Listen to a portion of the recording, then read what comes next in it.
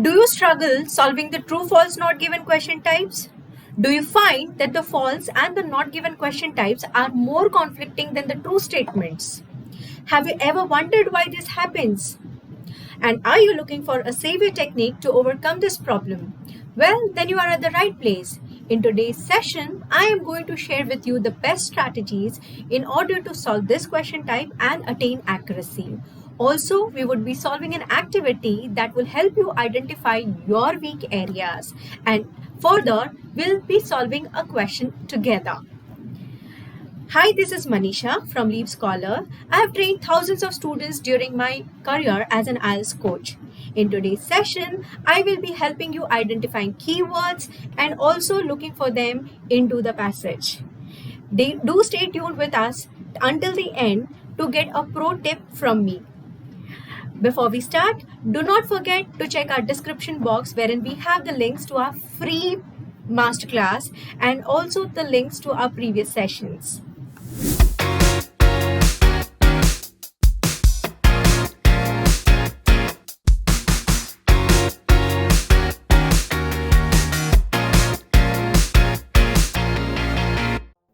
Let's first understand what the questions mean.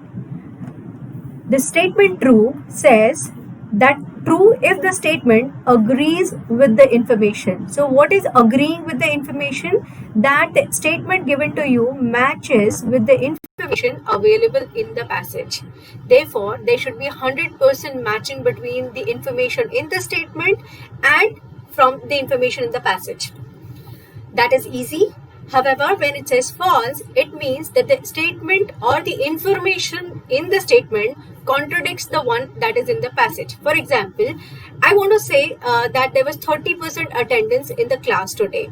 However, the passage says that there was 50% attendance in the class. So this information is being contradicted and hence it is a false statement. Further, not given, that means there is no information on this statement.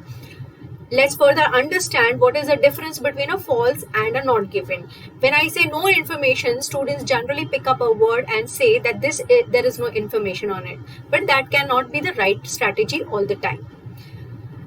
There's a signpost given to you here which says entry only for children below 12 years. Now we need to solve certain question and find out which one is true, false and not given. Now the statement that I am giving to you says adults are not allowed. Well, looking at the word adults, many may say that adults is not given to us in the signboard and therefore adults is not given or this statement is not given. However, let us understand, it says that the entry is only for children. That clearly states that the adults are not allowed. That's an implied statement and therefore this should be considered as true.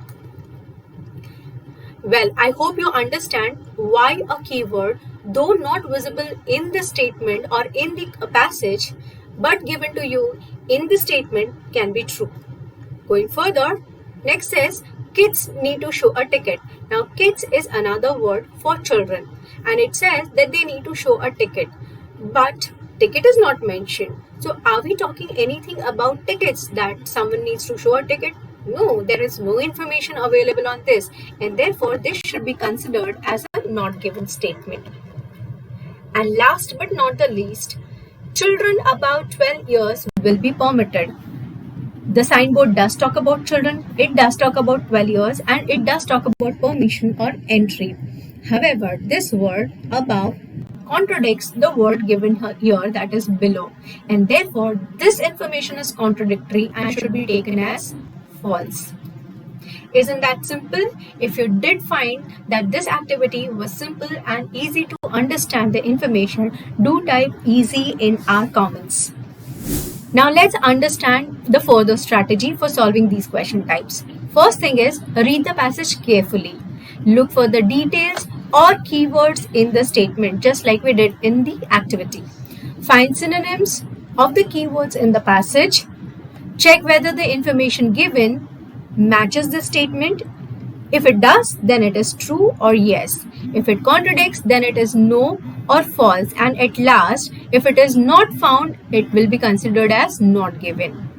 Well, now that you know the strategy, let us further go and solve the question. Here, as usual, we'll read the instructions first. It says, do the following statements agree with the information given in the reading passage?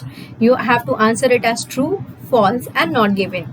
Let's mark the keywords before we solve the question. The keywords are, you can write down the keywords if you want in the comment section so that you can stay active with us throughout the working of the question. For that, you can pause and then type your keywords. Marie Curie's husband, we are talking about husband of Marie Curie, was a joint winner of both Marie's Nobel Prizes. We are talking about both of the Nobel Prizes that Marie won. Next statement is Mary became interested in science when she was a child. Did she start liking science as she was a child? That's what we have to look for. And lastly, Mary was able to attend the Sorbonne because of her sister's financial contribution. Okay, we have to look for sisters, financial contribution, and attend.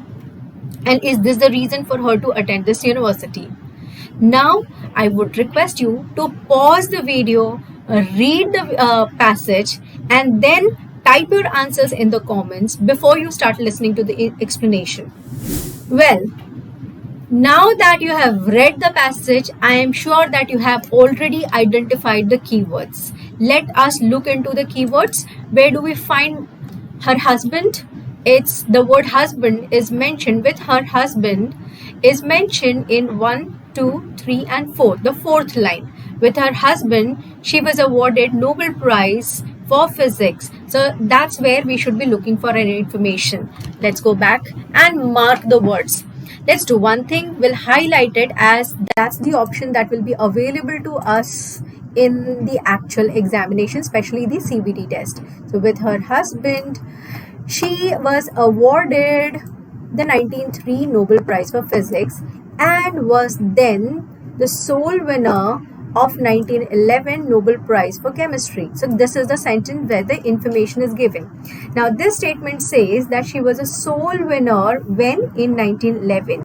That means she did not win both the prize together with her husband. So they were not joint winners of both the prizes. Hence, this answer contradicts our information and this would be considered thus as false. Right? This word, though the rest of the keywords match, but this one contradicts the information from the passage and hence it is a false statement. Moving further, we are talking about her interest in science as a child. Let's again look for the information.